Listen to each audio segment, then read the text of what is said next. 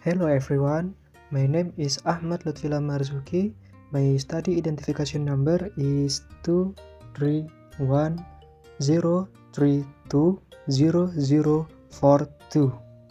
And now I will explain about summary of my lecture materials for one semester for the intermediate English structure course.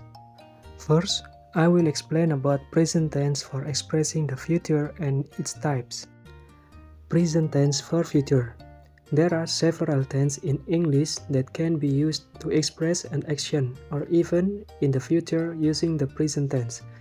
These tenses are used when we want to show certainty or a plan that will definitely happen in the future. Types of present tense to express the future is: first, present simple. Present simple used to express schedule, plans, or activities that are certain to happen in the future. For the example is the train leaves at 6 p.m. tomorrow. The second is going to in the future.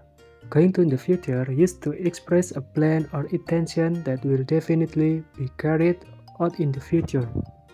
For example, I'm going to apply for that job next week. And next, will future. Will future used to express a spontaneous decision, promise, or offer in the future. For example, I will help you with your homework later. And the fourth, shall future.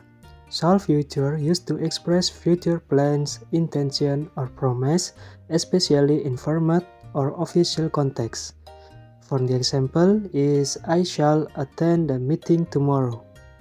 And then, shall can also be used to make a polite offer or request. For the example is, shall we go to the park this weekend? And the next material is modals. Modals in English are a special category of auxiliary verbs used to express modality, such as possibility, necessity, permission, ability, and others. Modals cannot stand alone as the main verb, but must be followed by another verb in the infinitive form without to.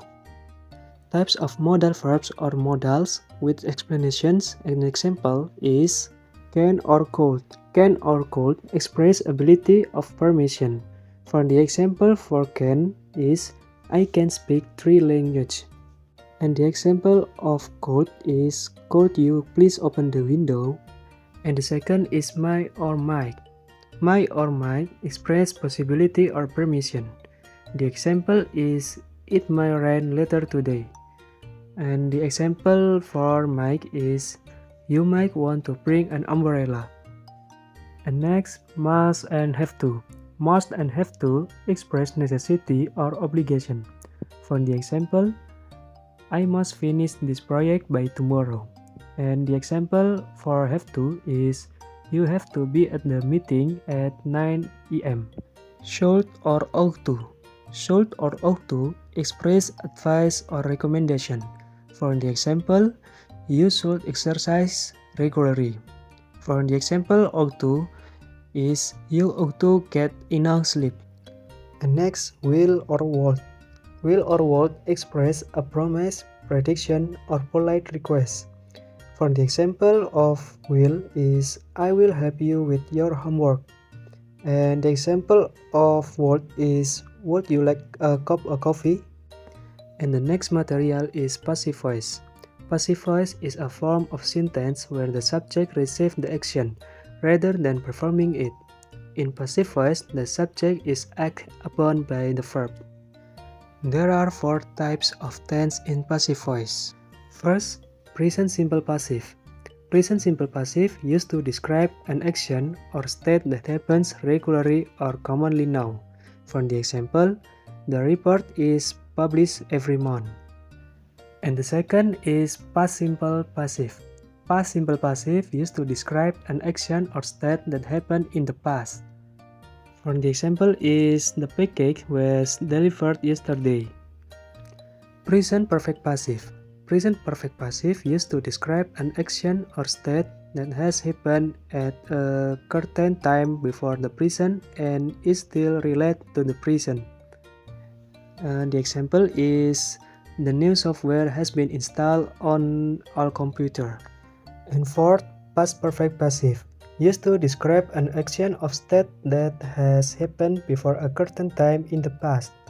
For the example is the contract had been signed before the meeting started. The main difference lies in the time when the action or state being described occurred. The present simple passive is for general current circumstance. The past simple passive is for event in the past. The present perfect passive is for event related to the present. And the past perfect passive is for event before a certain time in the past.